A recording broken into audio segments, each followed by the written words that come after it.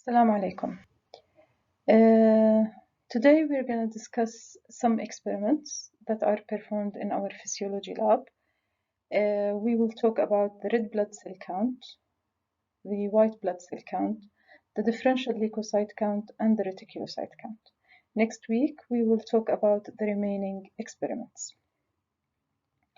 الهدف الآن إنه إحنا نشرح المعلومات النظرية الخاصة بهاي التجارب ومن ثم when you come to the lab you will see these experiments there. The first two experiments, the red blood cell count and the white blood cell count, يعني we follow the same procedure. It is the same with some minor differences that we will discuss as we go on. الآن let's start by talking briefly about the red blood cells. Now, the normal red blood cells are shaped like biconcave discs, which mean that the center is indented. Okay, so if we take a cross section from a red blood cell, you can see that the central part of it is less thick than the peripheral parts. Okay, so the red blood cells don't have a nucleus. They have few organelles.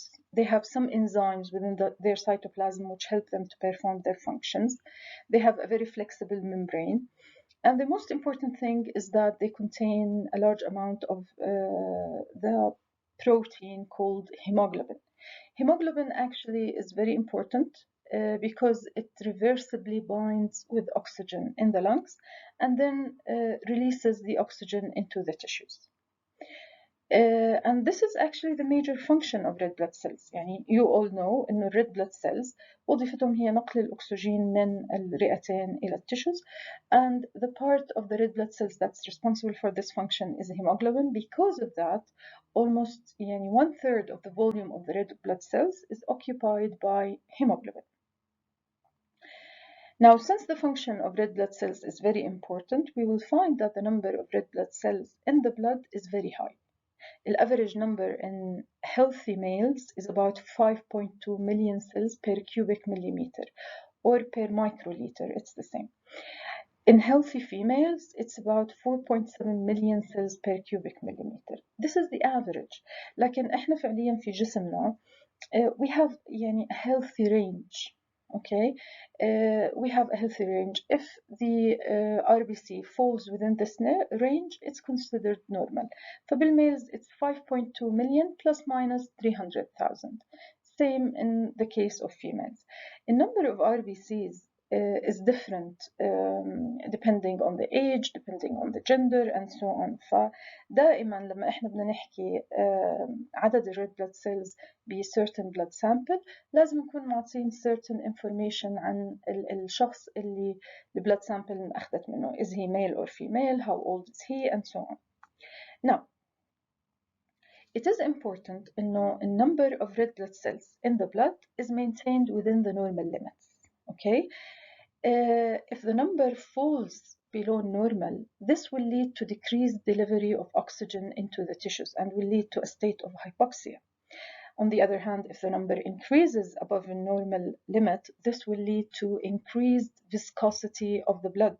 This will impede the blood flow within the blood vessels. So it's important to maintain it within normal limits. وفعليا احنا في عنا certain mechanisms that help the body to maintain it. لأنه as you all know, إنه lifespan of red blood cells is about 120 days. After that, it is removed from the circulation. But the bone marrow is always synthesizing new red blood cells so that the number of red blood cells that enter the circulation equals the number that is being removed, and the amount in the blood or the number of RBCs in the blood in this way is maintained at a normal and constant value. Okay, so it is important for us to know the number of red blood cells in any blood sample. على أساس إنه نحن نعرف is it normal, is it low, is it high. اوكي. هلا في فحص كتير مهم بينعمل بالعادة للمرضى، يمكن it is the most commonly done test. It is called CBC, complete blood count. Complete blood count gives us an idea about red blood cells, their number, their characteristics like the size, the amount of hemoglobin inside each cell, and so on. CBC برضه بيعطينا فكرة عن white blood cells, their count and their types and so on, about the platelets as well. One important part of the CBC is the RBC count, is the number of red blood cells in the blood sample. Of course, there are many ways to know the number of red blood cells in a blood sample.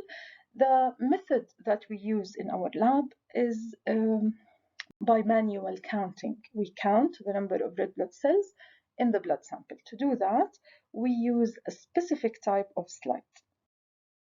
It is called the hemocytometer. This is the hemocytometer. The hemocytometer is a special microscopic slide. If you look under the microscope, if you put this slide on the microscope and you view it, you will see that within these two areas, which are called the counting chambers, there are some lines that are engraved there. يعني بيكونوا محفورين على سطح السلايد. Okay, بحيث إنه ما يروحوا ما ينمحوا. هم they are engraved. Okay. This is the hemocytometer, and these two are called the counting chambers. We count the RBCs and also the white BCs in one of these two chambers. What is special about this slide is that it is designed in a certain way to hold a specific volume of fluid, so that when we perform a count, we know the volume of fluid we are counting in. Okay, now because there are certain areas on the slide that are depressed, هيك منخفضين أكثر من باقي السلايد، فهذا بيعني إنه once we put a cover slide on top of the hemocytometer, there will be a space between the bottom of the slide and the upper part of the hemocytometer. This is the space I'm talking about. Okay, now we know that this space, the height of this space is 0.1 millimeter. Okay, it is 0.1 millimeter. Now, this is how the counting chamber looks under the microscope. Okay, we said that there are certain lines engraved into the slide. These lines will divide the counting chambers into squares. هلا يعني خلينا نحكي شوي إنه how the squares they are divided and what are their dimensions, because this is important. الآن when we view the slide under the microscope, you can see that the counting chamber, it is shaped like a square. هذا اللي هو السكوير الكبير اللي طول ضلعه 3 millimeters. Okay, now this large square is divided into 9 smaller squares. 1, 2, 3, 4, 5, 6, 7, 8, and 9. Each of these squares طول ضلعه رح يكون 1 millimeter. Okay, so this is important. إنه عنا large square, it is divided into 9 squares. Now, the corner squares اللي هم هدول الأربعة, they are called or these are the squares where the white blood cells are counted. يعني لما يكون هدفنا إن نعد عدد خلايا الدم البيضاء بالعينة الدم، بنعدهم في هدول الكورنر سكويرز الأربعة. إحنا دائما we perform the count in 4 squares. أوكي، فنتذكر إنه هذا المربع اللي هو موجود على الكورنر طول ضلعه 1 مليمتر. أوكي، طبعا هذا السكوير زي ما أنتم شايفين مقسم من الداخل إلى 16 مربع صغير. الهدف من وجود هذه المربعات إنه to make the counting easier. okay, to make the counting easier. We can make sure إنه we don't count the same cell twice or we don't miss any cell. So the white blood cells are counted in 4 corner squares. The red blood cells are counted in the central square. Okay, now the central square is different. It is divided into 25 smaller squares اللي هم هدول 1 2 3 4 5 and so on. الآن طول ضلع كل واحد من هدول المربعات هو عبارة عن 0.2 ملم. okay, لأنه هذا كامل عبارة عن 1 و it's divided into 5, so طول ضلعه بده يكون 0.2. Now each of these small squares is divided also into 16 squares. يعني if we magnify it, it will look like this one. It's divided into 16 squares. Now, when we perform the red blood cell count, we don't count in all of these squares, اللي هم 25, because this is going to take a lot of time. We only count in the four corner squares, okay, and in the central one. فهون ملونين لنا إياهم بالأحمر عشان نميزهم. إنه this is where we perform a red blood cell count. الآن بضل في عندي هدول ال 4 squares. Okay, these squares contain lines only. These lines are called orientation lines. The purpose of these lines is to let us know in which area of the hemocytometer we are right now, in which square we are right now. Okay, يعني لو اجينا مثلا على this square. هلا احنا حكينا انه we have to count the white blood cells in 4 squares. بهمنا انه نعد بال4 squares. We don't miss any square or we don't count twice in the same square. لكن when you are using the microscope and when you are moving the slide, you might easily get lost. The presence of these orientation lines will help us to know where we are. وبالتالي إنه ممكن إحنا to record إنه we have counted in the upper right square. How did we know that we are in the upper right? Because there are vertical lines to the left of it, okay, and there are horizontal lines at the bottom of this square.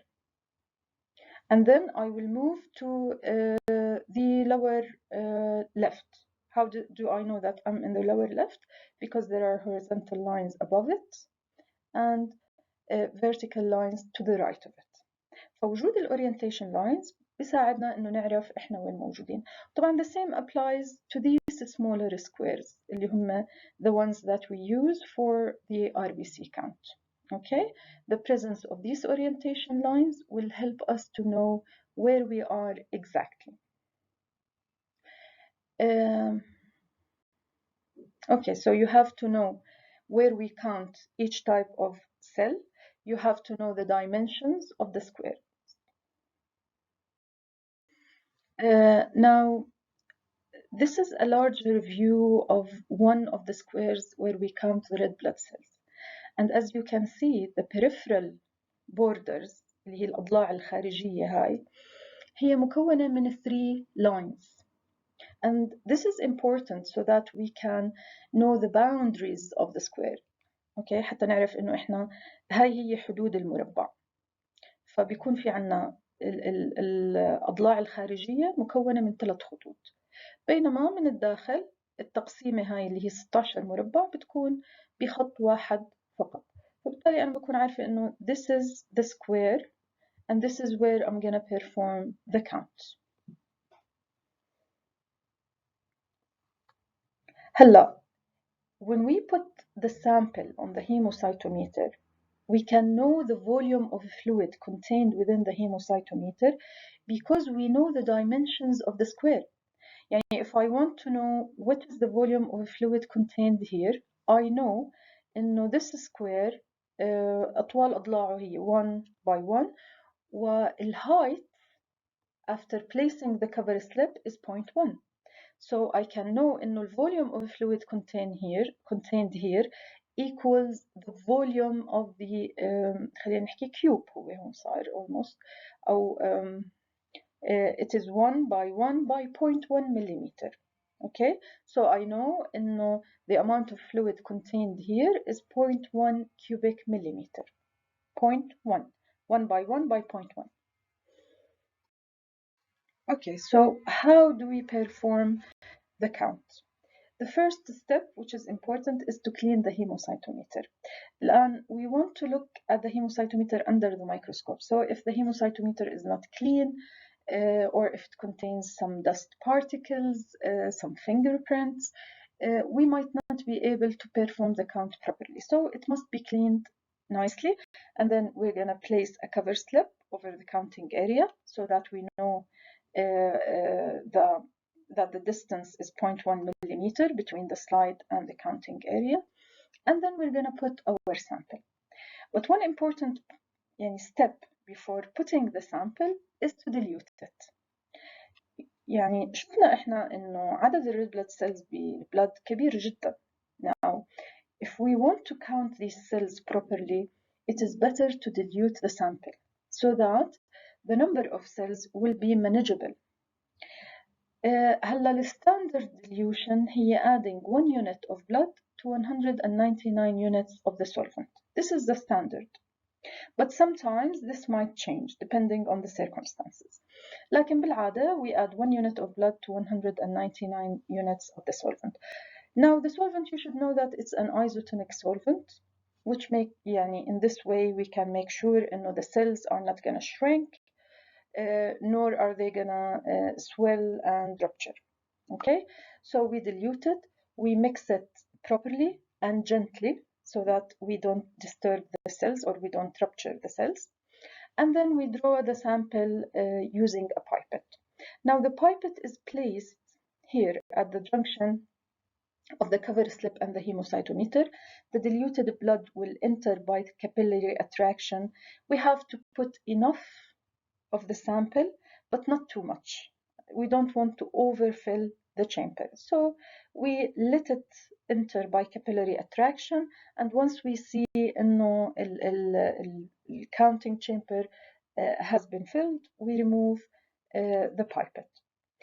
Now, it is important to let the sample stand for about 3 to 5 minutes until the cells settle down. لأنه when we first put the sample, the cells will be moving around, the fluid will be moving around. So after a while, they will settle down in certain areas.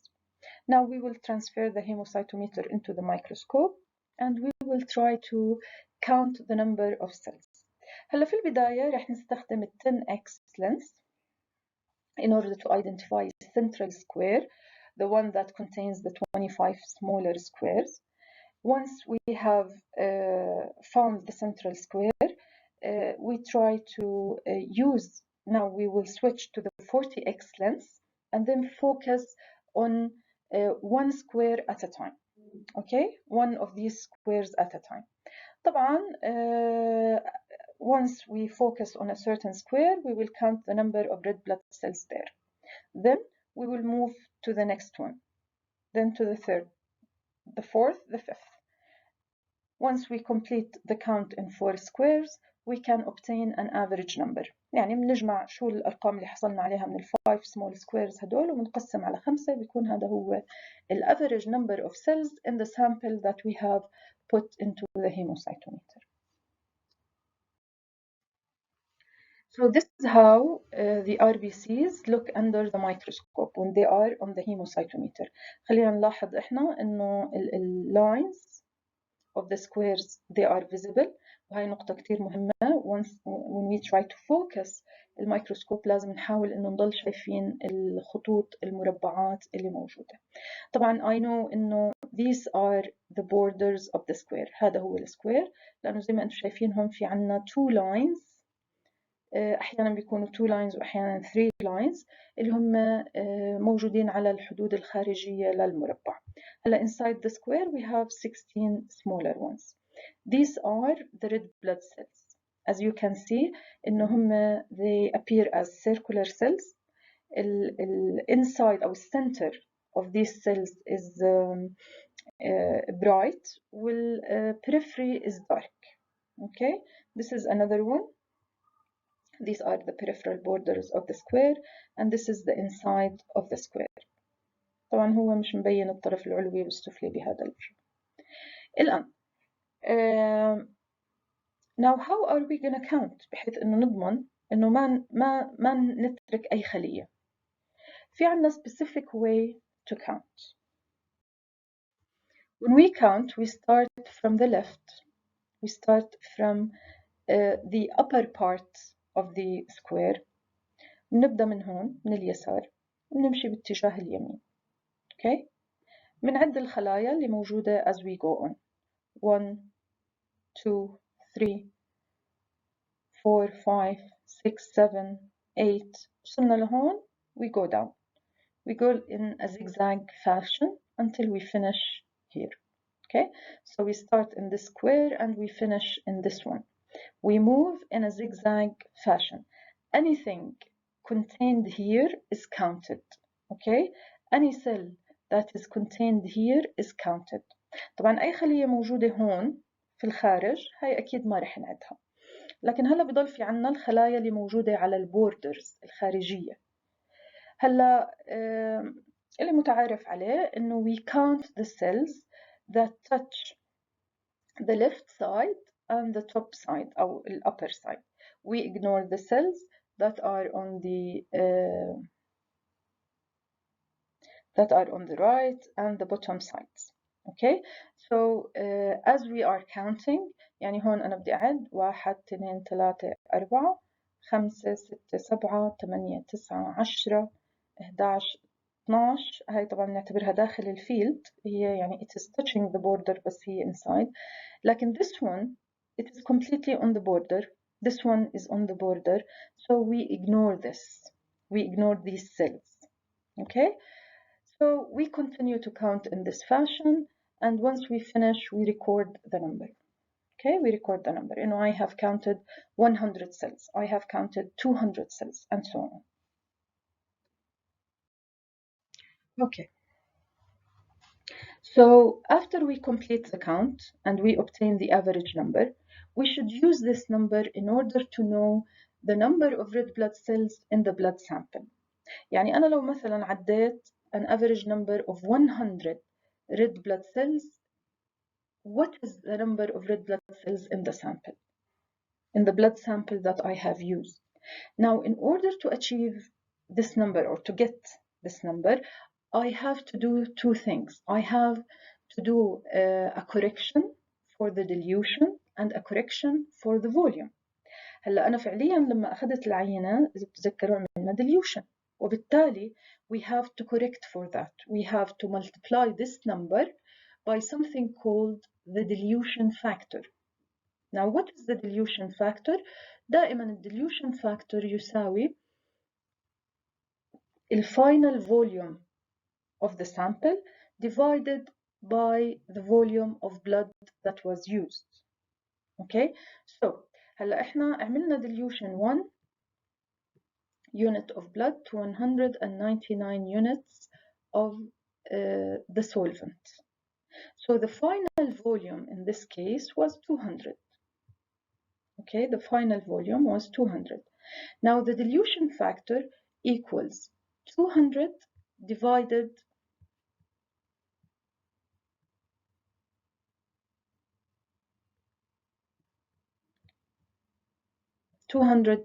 by 1, which is the volume of the blood that I have used. So the dilution factor in this case is 200. Okay, now I also have to correct for the volume, because when we talked about the normal number of red blood cells in our blood, we said that it's around 4.7 million cells per cubic millimeter. Now, when I performed the count, I didn't count the cells in one whole cubic millimeter. I counted in the volume contained within this small square. So what is the volume of fluid contained within this small square? Remember that طول ضلعه عبارة عن 0.2 millimeter. فبالتالي volume of fluid contained within this small square هو عبارة عن 0.2 multiplied by 0.2 multiplied by the height, which is 0.1. Okay, so the volume contained within this square where I performed the count and found that I have 100 cells is actually 0.004 cubic millimeter. Okay, so the volume correction factor is 1, which is 1 millimeter, because I need to know the count in 1 cubic millimeter. So it is 1 divided by the actual volume where I performed the count, which is 0.004. So the volume correction factor, if you divide 1 by 0.004, it will be equal to 250. This is the volume correction factor. Okay, so what is the number of RBCs in my blood sample? It is equal to the average number that I have counted, which is 100, multiplied by the dilution factor, which is 200, multiplied by the volume correction factor, which is 250. If you calculate it, the number will be 5 million cells per cubic millimeter. Okay, to know if this is normal or abnormal, I have to know the sample, if the sample was taken from a male, a female, what's the age, and based on that, I will know if this is normal or not.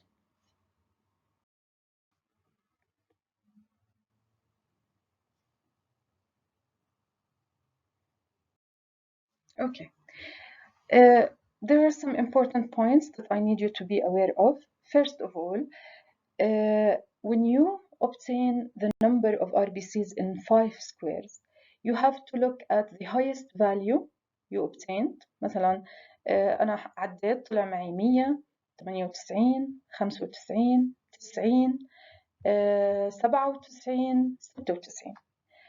فأكبر قيمة عندي كانت 100, اللowest كانت 90. Okay, it is important إنه the difference between the highest and the lowest value is less than 20 cells. Okay, if it is more than that معناته either إنه أنا ما عملت proper mixing للsample أو إنه when I loaded it into the hemocytometer ما حطيت كمية كفاية. ف if the count varies by more than 20 cells، يعني إذا كان عندي في بعض السكويرز الكاونت 100 in other squares the count is 50, then I have to discard the sample and start again. Okay, another important point is that the volume correction factor اللي هو 250 it's always the same لأنه الدايمنشنز للهيموسايتوميترز are the same. يعني من وين ما اشتريت انت الهيموسايتوميتر بتكون هاي الأبعاد هي نفسها, so the volume correction factor is always the same. The dilution factor it can be changed. يعني على فرض إنه I diluted the sample 1 to 199 and then after I loaded it into the hemocytometer I found that there are a lot of cells. I couldn't count all of these cells. I can increase the dilution. يعني ممكن أعمل dilution 1 unit of blood مع 399 units of solvent. In this case, the dilution factor will be 400. Okay, so I can change the dilution factor. لكن الستاندرد هو إنه يكون 1 to 199. يعني when we perform this experiment, we always do this dilution unless we find that something is يعني we need to increase or decrease the dilution. In such case, we might change it. فبالعادة بالسؤال إحنا بنعتبر دائما إنه dilution factor هو 200. Unless mentioned otherwise, unless I tell you إنه I have diluted the sample 1 to مثلا 99. Okay, so these notes of these points are very important. So if I perform the count and the RBC count is within normal limits, then this is okay, and يعني the count is within a normal. The person the person has a normal RBC count. But if I count the number of red blood cells and it is this is what we call anemia فقر الدم. It means إنه a person has low RBC count, or maybe the amount of hemoglobin in the RBCs is low. So the presence of low RBC count might be due to internal or external bleeding. It might be due to nutritional deficiencies, يعني people with iron deficiency, folic acid deficiency, B12 deficiency, they have anemia. These nutrients are important for the synthesis of red blood cells, and if we are deficient in those, we will have a low count.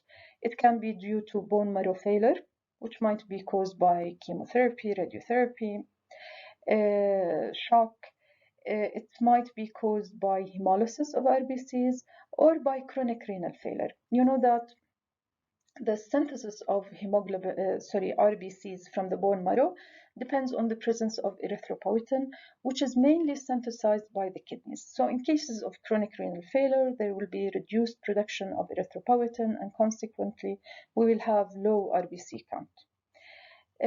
Sometimes we will have a high RBC count, which we call polycythemia. Polycythemia can be caused by living at high altitudes where the partial pressure of oxygen in the atmosphere is low. It might be caused by cardiac or pulmonary diseases because they lead to hypoxia. It might be caused by erythropoietin secreting tumors, by smoking, polycythemia vera, or by dehydration. Yani sometimes we will count the number of RBCs and it will be elevated. And this is a relative increase in the number of RBCs. Yani the actual number is not increased, like due to dehydration, because the water content of the blood has decreased. This will lead to a relative increase in the RBC count. The white blood cells are part of our immune system. They are very important to protect our body. The normal count of white blood cells is about 4,000 to 11,000 cells per cubic millimeter. You can see that it's much lower than the RBC count. The method of counting white blood cells is basically, it's almost the same as the method that we have learned for the RBC count. There are some minor differences that we will concentrate on. Now,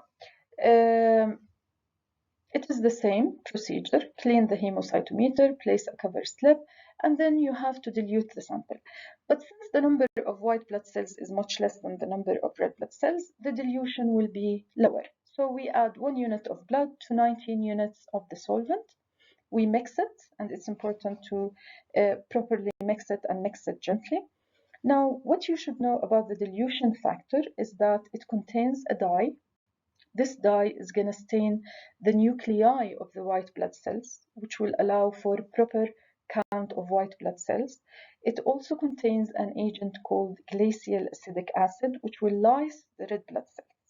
لأنه عدد الred blood cells كبير جدا, they might obscure the white blood cells. So we try to get rid of them. We try to stain the nucleus of the white blood cell, and in this way we can see it properly. Now, when we count the white blood cells, we count it in 4 corner squares. Okay, and in this case we only use 10x lens to perform the count. نتذكر إنه بحالة الرد we used the 40x to count. We counted in 5 squares. Here we counted in 4 squares only. The dilution was less also. Now, how the white blood cells appear under the microscope? They will appear as dark dots. Okay, so this is a view of the hemocytometer after we have put the sample. طبعا we have to count the cells only in these 4 corner squares, only here. طبعا the method of counting is the same. We start here from the left and we go in a zigzag fashion. Okay, we count everything inside. The things on the border, we count the ones that are on the left and the upper border, and we ignore the ones on the right and the bottom. Okay, and it's important that while we are counting, we record the number of cells in the upper right, and then we move to the upper left, then to the lower, and so on. We record the numbers, and then we obtain an average. Now, okay, maybe this is a better view of the white blood cells. They are these dots, the black dots. Okay, this is an artifact. It might be a small fiber from your clothes. It might be a dust particle. This is also an artifact. These are the white blood cells. Remember إنه الأشياء اللي outside الفيلد they are not counted. إحنا بس عم نعد الإشي اللي موجود داخل الفيلد and the things that are on two of the borders. Okay. The calculation is basically the same. We will multiply the number of cells that we have counted, the average number, by the dilution factor and by the volume correction factor. الآن الديليوشن factor بهاي الحالة هو 20 because we diluted 1 unit in 19 units of the solvent. The volume correction factor طبعا الفوليوم that we have counted in اللي هو ال 0.1 cubic millimeter لأنه طول ضلع الكورنر سكويرز هم 1 millimeter 1 by 1 by 0.1 so it is 1 cubic millimeter. The volume correction factor هو 1 divided by 0.1 which equals 10.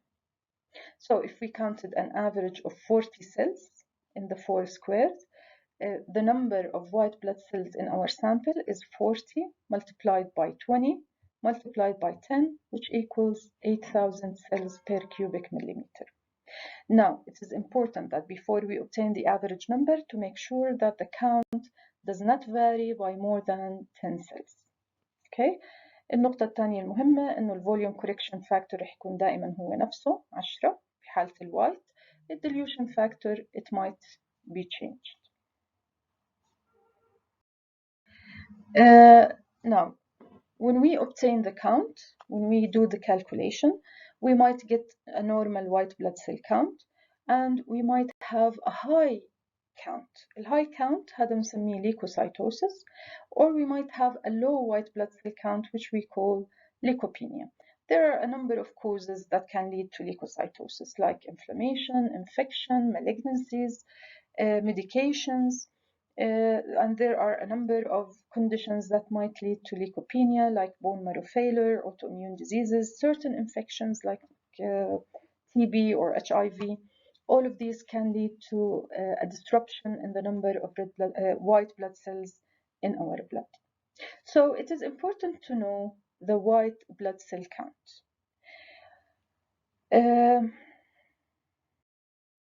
This leads us to the third experiment, which is called the differential leukocyte count. Now,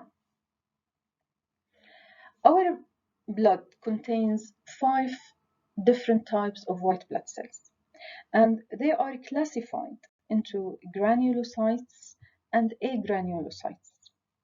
The granulocytes are white blood cells that contain a single segmented nucleus. They have cytoplasmic granules that are visible under the light microscope. The agranulocytes usually have one non-segmented nucleus. Their cytoplasmic granules are too small to be seen by the light microscope. That's why they are called agranulocytes, which means that they don't have granules. Now, there are 3 different types of granulocytes, which are neutrophils, eosinophils, and basophils. We have 2 different types of agranulocytes, which are lymphocytes and monocytes. Of course, under the light microscope, we cannot differentiate between different types of lymphocytes, so they are all considered the same. Now, how do we perform a differential? It's not enough to know what's the white blood cell count. It's not enough إنه إحنا نعرف إنه the white blood cell count in a certain blood sample is 5,000 cells. No, we have to know what is the number of neutrophils, eosinophils, basophils, and so on. As you can see, the most abundant cells are actually neutrophils. They make 40 to 80% of all white blood cells, followed by lymphocytes, which make 20 to 40%. Monocytes make up 2 to 8%, eosinophils 1 to 4%, and basophils less than 1%. Now, how do we perform this experiment? We take a drop of blood and then we put it on a slide. We prepare, and here actually we are preparing a blood film. You don't know you don't need to know the steps for making a blood film. بس هي الفكرة إنه once we put the blood sample, we put two types of dyes on this blood sample: an acidic dye, وهي لونها بيكون بالعادة red أحمر, and a basic dye which is blue purple. Now we put the slide under the microscope. In this case we use the oil immersion lens, okay, and then we try to count 200 white blood cells. يعني هو 100 to 200 cells are enough. While we are counting the white blood cells, we try to classify them into neutrophils, lymphocytes, monocytes, eosinophils, and basophils. Now, let's say إنه طبعا إحنا بطريقة العد بنحاول نمشي برضه كزigzag so that we don't miss any part or we don't count the same cells twice. فبنبدأ مثلا هون نعد. شفنا مثلا neutrophil, we record it, and then I saw a lymphocyte, another neutrophil, I saw a monocyte as I'm moving down, I saw an eosinophil, then another neutrophil, a lymphocyte, a neutrophil, and so on. Okay, I will continue until I have counted 100, at least 100, and it's preferably to count 200 white blood cells, and then I will express the number of neutrophils as a percentage. So let's say I have counted like 60 neutrophils and 30 lymphocytes, 5 monocytes,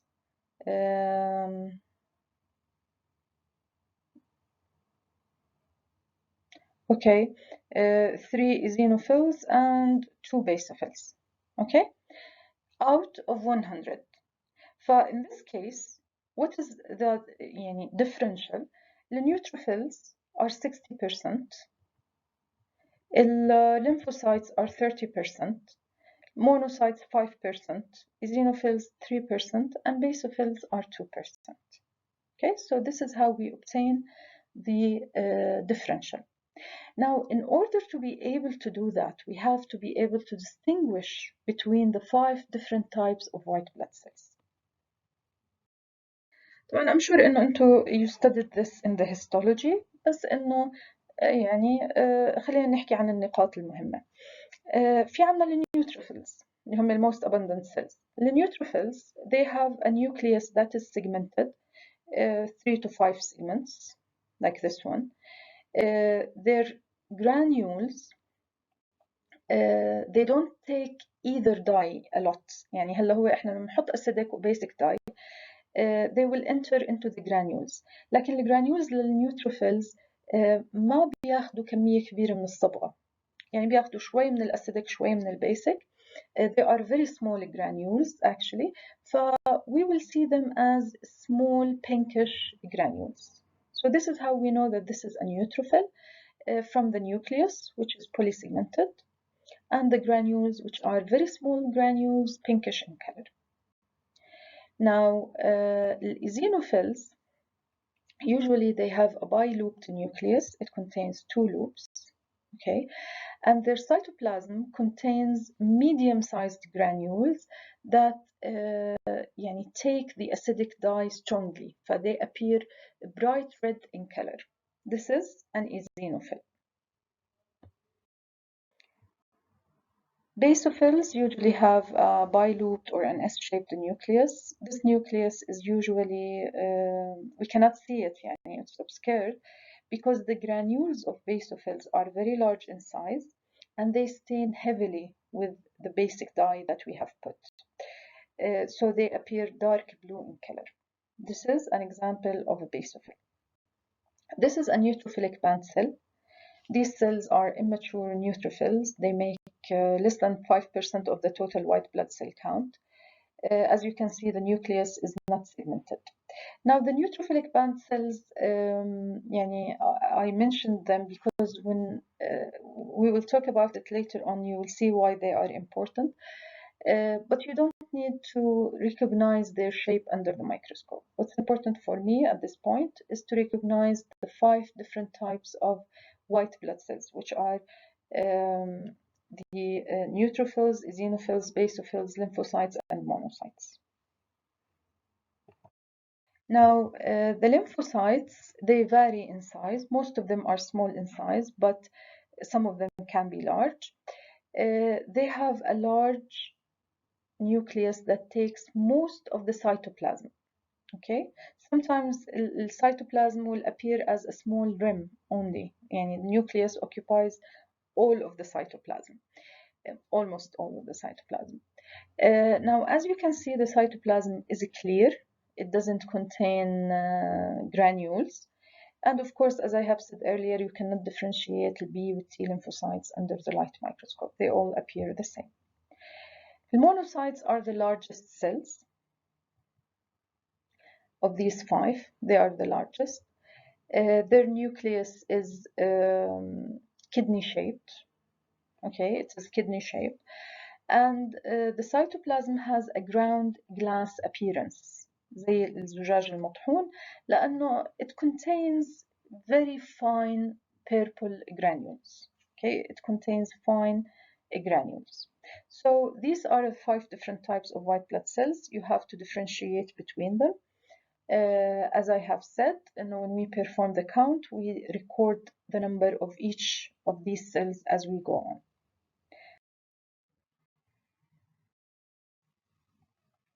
Now, the differential leukocyte gives us a relative percentage of each type of white blood cells. It also helps us to find if there are some normal white blood cells, some blasts or lymphoma cells.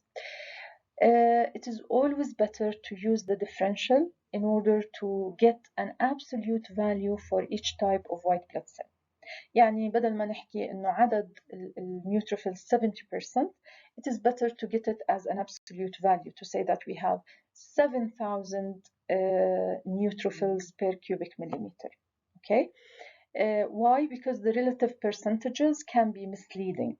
The absolute values are always better, especially for monitoring some conditions, some malignancies or follow-up chemotherapy patients. It is always better to use the absolute values. And to get the absolute value, we must know the white blood cell count, the total white blood cell count in a blood sample, and multiply it by the percentage of white blood cells. Now, this is an example. If you know that the white blood cell count is 6,000 cells per cubic millimeter, and the lymphocytes make 30%. What is the absolute lymphocyte count? The absolute هو 6,000 multiplied by 30 طبعا divided by 100, which equals 1,800 cells per cubic millimeter. This is the lymphocyte. طبعا نفس الشيء بينطبق على الإيزينوفيلز، المونوسايتس،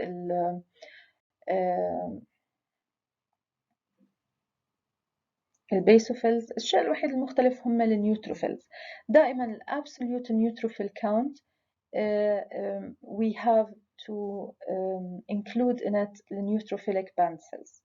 يعني in this case زي ما حكينا لو كان مثلا عندنا النيوتروفيل count 60% والbands 2%, you have to add them together and then you perform or you get the absolute neutrophilic count. Okay, so we have some conditions that might lead to an increase in the neutrophils, in the lymphocytes, in the monocytes, and so on. So when we say neutrophilic leukocytosis, it means in the white blood cell count is above 11,000. That's why it's leukocytosis. And the neutrophils, the absolute neutrophil count is above 7,700 per microliter or per cubic millimeter. It's the same. What causes this condition? It might be bacterial infections, inflammatory conditions, stress, etc. Lymphocytic leukocytosis is defined as a white blood cell count above 11,000 with an absolute lymphocyte count greater than 4,500. This might be caused by some viral infections like infectious mono, or it might be caused by some types of leukemias. Monocytic leukocytosis can be caused by acute or chronic bacterial infections and by chronic inflammation. The eosinophilic leukocytosis can be seen with parasitic infections because they help to combat parasitic infections or in allergic conditions. Eosinophils usually help also to combat allergic conditions. They decrease allergic reactions. Basophilic leukocytosis can be seen with allergic conditions since basophils contribute to the occurrence of allergies. Neutropenia is defined as an absolute neutrophilic count that is below 1,500 cells per cubic millimeter. This can be seen with certain infections like typhoid fever. It can be seen in patients who take chemotherapy, radiotherapy, and so on. Lymphocytopenia might be seen as a normal finding in elderly people, or it might be associated with certain types of malignancies or chronic infections. So as you can see, different disease states can have different effects on the different types of white blood cells. That is why it is important to know the differential. It's not enough to know the white blood cell count. We also have to know the differential. The last thing we are going to discuss is the reticulocyte count. Reticulocytes are the immediate precursors of RBCs. They are the ones that are released from the bone marrow into the bloodstream. They mature within a day or so and become mature RBCs. Now, they are slightly different than RBCs. They are slightly larger in size, and their cytoplasm contains remnants of the Golgi apparatus and some mitochondria. This is the main difference between a reticulocyte and a mature RBC. Normally, reticulocytes make less than 1 to 2% of all RBCs. يعني كعدد لو أخذناه هو بين 25,000 ل 75,000 خلية per cubic millimeter. This is the normal reticulocyte count. Sometimes their number is going to increase above the normal. Sometimes it's going to be lower than normal. وفي عنا a lot of conditions that can be associated with these conditions. So it is important to know the reticulocyte count in a blood sample. Now, one of the methods used is the one that I'm going to explain now. We take a blood sample, we stain it with supravital stains like new methylene blue. Now, since the reticulocytes contain some remnants of Golgi, some mitochondria in their cytoplasm, these structures are going to take the supravital stains and they will appear as dots or linear structures within the cell. So this is a mature RBC. This is a mature RBC. This is a reticulocyte. How did I know? It is slightly larger, and this is the most important part, and it contains some blue lines inside the cytoplasm. Blue lines, blue dots. Okay, واللي هم حكينا هدول remnants of Golgi. So this is an easy method to differentiate between reticulocytes and the mature RBC. So how do we get the number of reticulocytes in a blood sample? Okay, so how do we perform, or how do we get the reticulocyte count? Basically, we will stain the blood sample with the supravital stains, and then we will put it under the microscope. Now, we will start to count the number of RBCs on the slide. We have to count at least 500 cells, 500 RBCs, and it's better to count 1,000 RBCs. While we are counting, we should note the number of reticulocytes, yani how many reticulocytes I encounter while I'm counting the red blood cells.